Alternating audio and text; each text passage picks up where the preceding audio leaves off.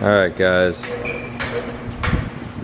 say hello to the SC300. We don't have a name for it yet, but this is the SC300. Why did we get it?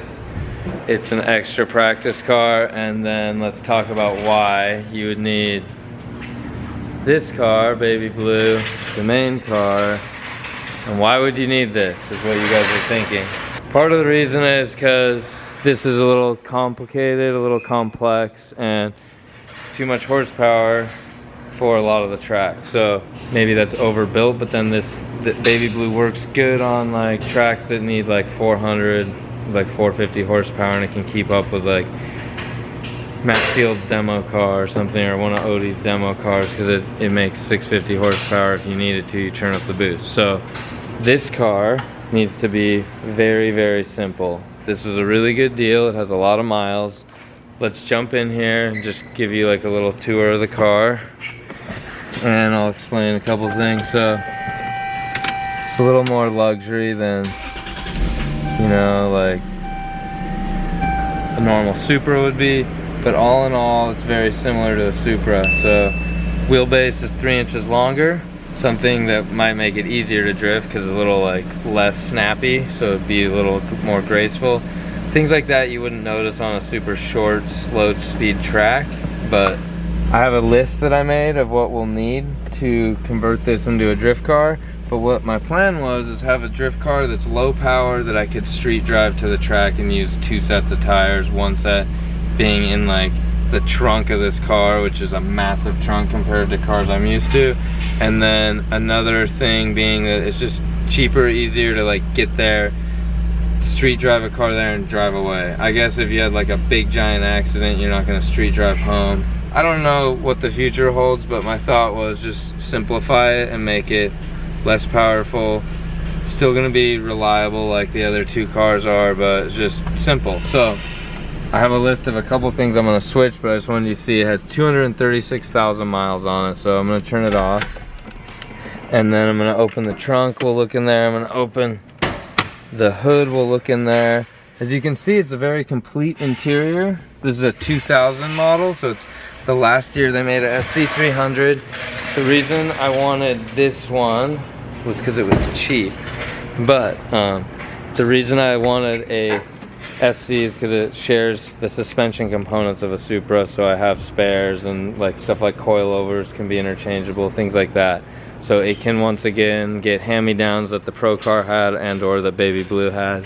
It's also gonna react very similar to a Supra when I'm driving it, and then it's just cheaper. It doesn't have the tax that a Supra has on it, and they are kind of, those out there that really love SCs, sorry, but in advance, but they're uglier than Supras, so I'm not gonna care as much if it gets, you know, banged up. Another thing that 98, 99, and 2000 models have was VVTi.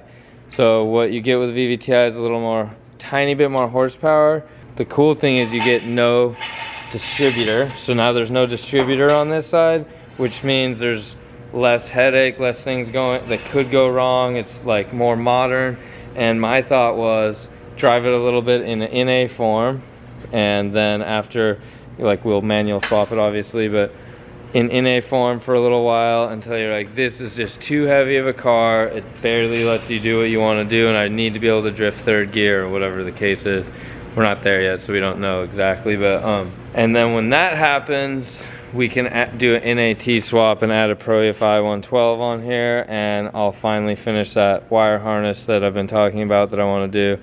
That'll be like a universal, just real simple race harness for a Pro EFI 112, so that you guys can enjoy the 112 as much as I did. Okay, made a quick little list here. I don't know if you can see everything. I'll just read it to you. So this says Reinhardt coilovers, so we could do coilovers, wide swab steering angle kit, hydro and dual caliper. This says ZF manual swap, so I got a ZF trans out of a BMW, it's out of an E36 328, but if you guys know what a ZF is, ZF comes in a couple other chassis. That with an ACT clutch, Sparco steering wheel, Sparco seats, Sparco harness, then intake. HPS makes an intake for this car, then probably just an eBay header, And then I wrote exhaust, meaning like remove cats or whatever I would need to do to make it flow a little better, so that maybe you get like 25 horsepower more with the intake and exhaust. Just leave it as that and try and drift it as is with a welded diff. Oh, need to write that. Welded diff, rear diff bushings. So I'm writing welded diff, and then rear, I'll put diff bushings and subframe bushings.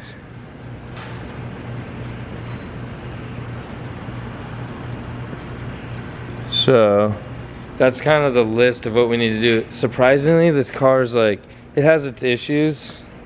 It's a little shaky at cold start. Someone had ground this down and cut it with like a flap disc on the inside. It's really sharp. They didn't do a great job. There's some scrapes, but for what it is, and the paint looks kind of horrible. Like up here, it's got some cancer or whatever you want to say, but for 235,000 miles, it drives just like Renee's daily Supra does, even though it's more miles than her car has. And it's just, I don't know, like simple, and I know everything about all the, you know, it's basically a Supra, so an NA Supra. So we'll be able to fix it, make it work how we want. And I could leave this stock fan clutch, the stock radiator, and just go drive it, and it has AC. So that was like the simplest way to make a drift car that I could take to Adams and sometimes to Grange, and then it will help me to drive differently than like when I drive this one with a lot of power, driving against someone that has less power than that. I'm like holding the car back the whole time, and if I drive this one, so it's gonna like give you a little more skill set that you didn't get to have with that car and or with that car. So that's another reason you guys are like, so many cars, but it will always benefit you in some way and you'll learn something from it, and I'm not gonna care if I dent this one as much. What do you think, Joe? It looks really good. Like, it doesn't look, it's not coated in oil, like. Yeah, there's nothing like major really wrong, clean. Huh? Like there's nothing, like. It feels like someone messed with it when you drive it. You'll like, and he said he switched this stuff and this stuff. Oh, he did find some soot from the chimney down there. Yeah, but I know, overall it's very clean. I get what you're saying. Yeah. I'm gonna try to not overdo it on this car and do too many things. Just do what it needs to work and then go drive it. That's the plan. I'll try and keep you from ruining it, Dan. It's fine if I yeah, don't let me ruin it by overdoing it. Don't let me overdo it. I think like I would even. It smells like my grandma's car. It does smell like. like an old Buick. I'm the fourth owner, so I think there was an old grandma owned it. Then a young like 22-year-old bought it from the guy I bought it from, or from the grandma, and the guy I bought it from told me, he's like, yeah, he had 20s on it, and I put the stock rims back on it, and then tried to convert it mostly back to stock. But I mean, such a good grandma car. Grandma goes drifting. And then back here, so later if we did the NAT swap, the only thing is the VVTIs have the weaker rods, so it's like you're limited to, I don't know, I don't want to actually ever blow a 2J up. So alright guys, we're gonna do a multi-part build series on this and just kind of keep you guys involved in what I do to it, and I'm gonna try and do it like on weekends or in the evening, and I'll share all the info with you guys and show you why I do it and how I do it. So ask me some questions of why I think you guys know why this car, but ask away. Wait, before we go, I forgot to tell you guys, maybe I have told you on Instagram, but on YouTube I haven't told you guys about the gifts. So Gear Wrench and I have collab gifts on Instagram. If you search Rad Dan or Gear Wrench or Mullet, you'll see a bunch of gifts that come up. They're really funny. Some of them are a little too funny, but guys, go use them, do what you want with them, enjoy them. They're gonna make you laugh. Wait, what is Joe doing back here? We'll make it work, Joe, don't worry. That's an 18, maybe we run 17s on this car. Renee's gonna drive it too, guys, if you're wondering. Renee's definitely driving this car. This car is gonna help Renee learn how to drift. That's another reason we needed it. Okay, see you guys.